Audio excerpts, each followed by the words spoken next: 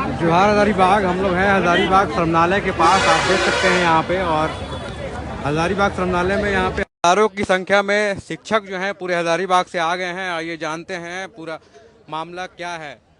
Sir थोड़ा सा थोड़ा सा इधर आ जाएंगे। हाँ, क्यों यहाँ पे देखा जा रहा है कि लगभग 1000 से ज़्यादा शिक्षक यहाँ पे श्रमणालय के सामने धरना पे आ गए हैं, क्या कारण है? देखिए, मूल कारण हम लोगों का है कि हम लोग अपने मांगों के समर्थन में 20 वर्षों से सरकार से लड़ रहे हैं। उसी कड़ी के तहत हम लोगों ने 19 दिसंबर को विधानसभा का घेराव रखा था और जो भी लोग घेराव में भाग लिए थे वो तमाम लोग अपने विद्यालय से आकस्मिक अवकाश लेकर गए थे। आकस्मिक अवकाश का जो प्रक्रिया है हम लोगों को हमारे नियमावली में दर्ज की गई है, उसमें प्रधानाध्यापक बीओ से और शिक्षक प्रधानाध्यापक से अवकाश लेते हैं। और उस क्रम में हम लोगों ने आंदोलन में गया। आंदोलन से जब लौट के आए तो हमारे डीएससी साहब को पता नहीं, अनभिज्ञ है, जानकार नहीं है, इन्होंने हम पर एक इल्जाम लगाया। वह इल्जाम लगाया कि इन्होंने ऑनलाइन छुट्टी लेकर नहीं गया है, अनधिकृत रूप से इन्होंने रांची गया है, इसलिए इनका एक दिन का वेतन काट दिया जाए। जो काफी आप लोग क्या लेटर लिख के गए थे या फिर छुट्टी लेकर गए थे? बिल्कुल, बीओज का आप जो इनके पास आवेदन आया है हम लोग के विरुद्ध में, ऊपर की पंक्ति पढ़ेंगे तो स्पष्ट तौर पर लिखा हुआ है ये जो सहायक अध्यापक छुट्टी में गए थे ऑफलाइन मेरे व्हाट्सएप पर ये लोग छुट्टी लेके गए थे, ऑनलाइन नहीं लिए हैं, ये चीज लिखे थे। लेकिन पता चला कि बड़ी बीओ ने बताया कि मैं जब इनके कार्यालय में आया तो मुझसे जबरदस्ती इन्होंने कहा कि तुम इस पर अनधिकृत रूप से छुट्टी लिखो, नहीं तो तुम अगला माह रिटायर कर रहे हो, तुम्हारा पेंशन पास नहीं होने देंगे।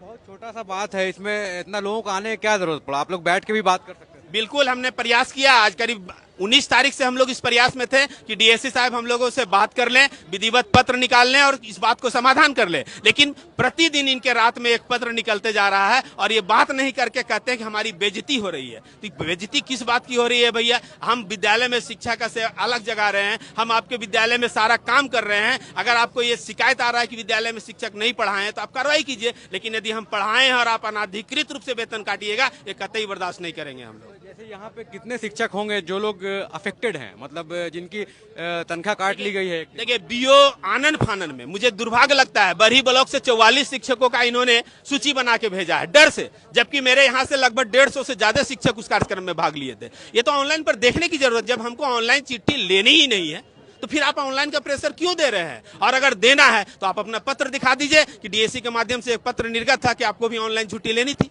जब मैं सरकारी कर्मी नहीं हूं, मैं अस्थायी कर्मी नहीं हूं जिसकी लड़ाई मैं सरकार से लड़ रहा हूं, तो आप इसकी कार्रवाई आप सरकारी शिक्षक पर कीजिए, मेरे ऊपर क्यों कर रहे हैं? ये कहीं ना कहीं ये दुर्भावना से ग्रस्त होकर हम लोग पर कार्रवाई कर रहे हैं। क्या रीजन है कि मतलब आप लोग की बात नहीं सुनी जा रही है? मतलब डीएससी है कारण या फिर कोई अधिकारी है, क्या कारण?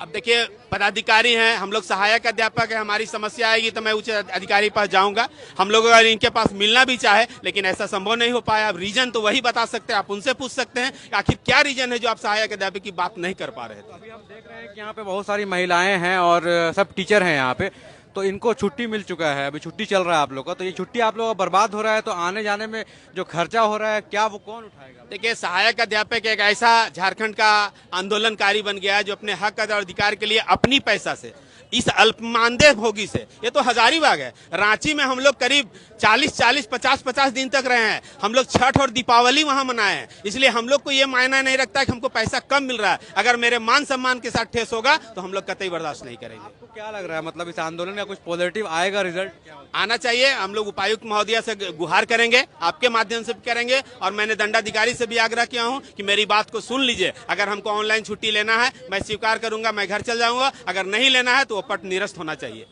क्या नाम हुआ आपका? संजय कुमार दुबे, प्रदेश अध्यक्ष झारखंड सहायक अध्यापक संघ। तो आप देख सकते हैं किस तरह से संजय कुमार जी ने बताया है। और यहाँ पे सभी टीचर जो हैं स्कूली टीचर हैं और अलग अलग ब्लॉक में ये लोग पढ़ाते हैं हज़ारीबाग से। एक नोटिस दिया गया इन लोगों को कि आप लोगों ने रांची में आंदोलन में क्यों भाग लिया बिना ऑनलाइन छुट्टी अप्लाई किए हुए, जिसके वजह से इन लोगों को नोटिस आ गया कि आप लोगों का जो है वेतन काट लिया जाएगा। तो आप लोगों को भी मैसेज आया दीदी? जी सर। मैसेज कैसे आया, मोबाइल से आया कि?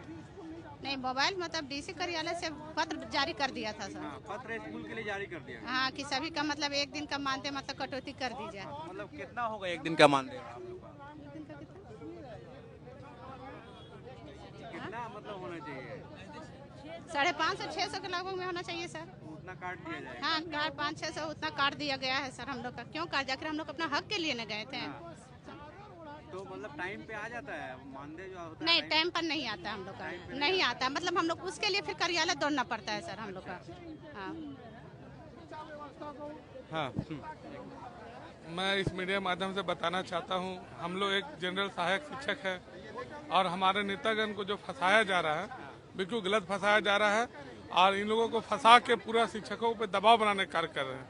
मैं जैसे अनुरोध करता हूँ वैसे भ्रष्ट पारा शिक्षक को अपने साथ न रख के और झूठा लेटर दिखा के हम लोग नेता को फंसाने का काम नहीं करें, अन्यथा एक पारा शिक्षक इनके खिलाफ एकजुट है और अगर हम लोग आप अपना जो लेटर निकाले हैं उसको वापस ले लीजिए। आपसे निवेदन है, हमारा नेतागण को नहीं फंसाइए। देखिए आप लोग डीएससी से ये कर रहे हैं, अपील कर रहे हैं कि हमारे नेतागण को फंसा के हम लोग को नहीं फंसाए, हमारे नेता को फंसा के पारा शिक्षकों पे दबाव नहीं बनाए। अब आप अपना आदेश जो गलत आदेश है उसको वापस ले लीजिए, हम लोग अपना धरना समाप्त कर लेंगे।